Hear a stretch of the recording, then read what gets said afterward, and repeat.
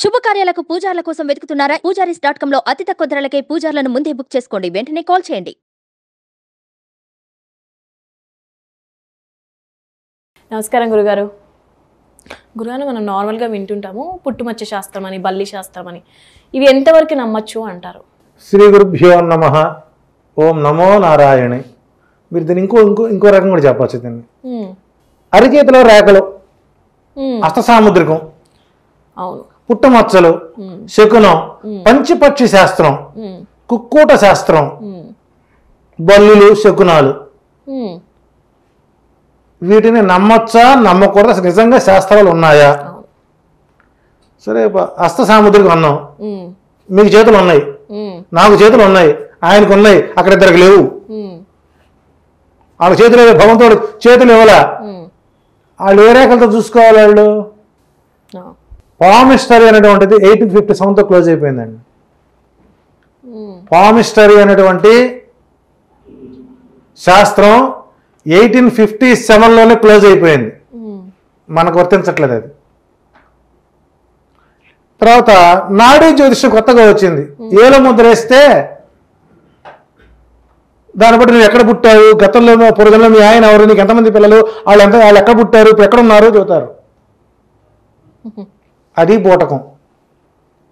ఆ భాష మనకు రాదు, మన భాష వాళ్ళకి రాదు. వాట్ ఐఎమ్ సేయింగ్ నౌ, మా వాళ్ళు బ్రీఫ్డ్ మీ అన్నట్టు ఉంటుంది అనమాట. అది కాదు. రెండోది పుట్టుమచ్చల శాస్త్రం. ఈ మధ్యకాలంలో ఒకరిద్దరు శాస్త్రవేత్తలు పుట్టుమచ్చలే నమ్ముకున్నారండి. పాపం వాళ్ళకి ఏ శాస్త్రం తెలియదు. పుట్టుమచ్చ అనేటువంటిది శాస్త్ర ప్రమాణం లేదు. ఒకటి లేదని మీరు ఎలా అంటారండి? మీరు అనొచ్చు. చూస్తున్నారు పుట్టుమచ్చలు. ఇక్కడ పుట్టుమచ్చ ఉంటే ఇలా ఉంటుంది, ఇక్కడ పుట్టుమచ్చ ఉంటే ఇలా ఉంటుంది, ఇక్కడ పుట్టబట్టితే ఇలా ఉంటుంది. ఈయన చూశాడు ఎక్కడన్నా? అందరూ వరుస పెట్టి చూసుకొచ్చాడా పుట్టుమచ్చల్ని? తప్పు.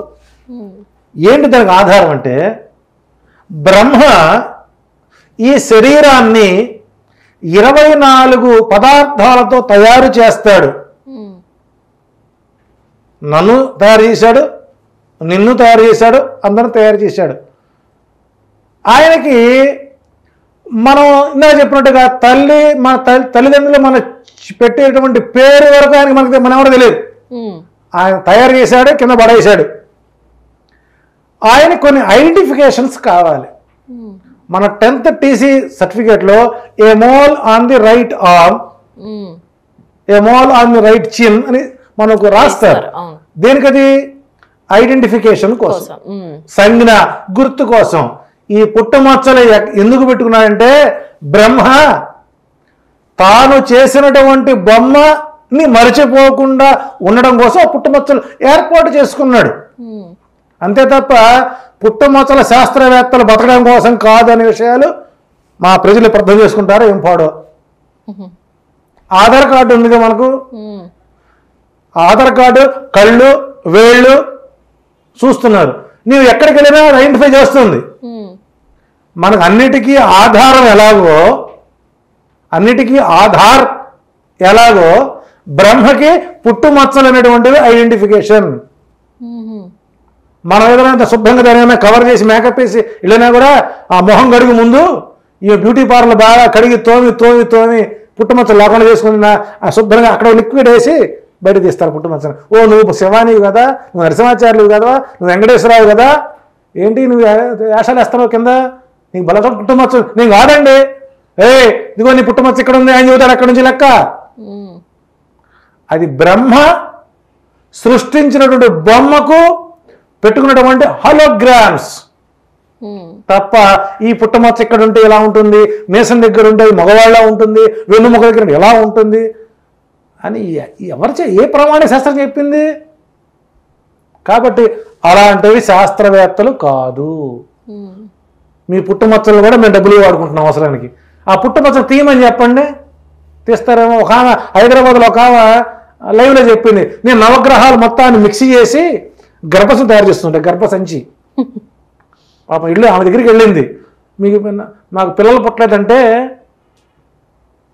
మీకు పిల్లలు పుడతారమ్మా, 5 నెలలకు గర్భం వస్తుంది. ఆమె అసలు నాకు గర్భసంచే లేదు కదండి అంది. ఆమె ఇలా మహా తెలియగల అయ్యో మేము ఉన్నది దేనికమ్మా, తపస్సు చేసి నవగ్రహాల మొత్తాన్ని ఆవాహన చేసి గ్రైండర్లో బాగా తిప్పి జ్యూస్ చేసి దాన్ని బానట్లో పోసి గర్భసంచి పెట్టి నీ కడుపులో పెడతా, అప్పుడు నీకు గర్భం వస్తుందని.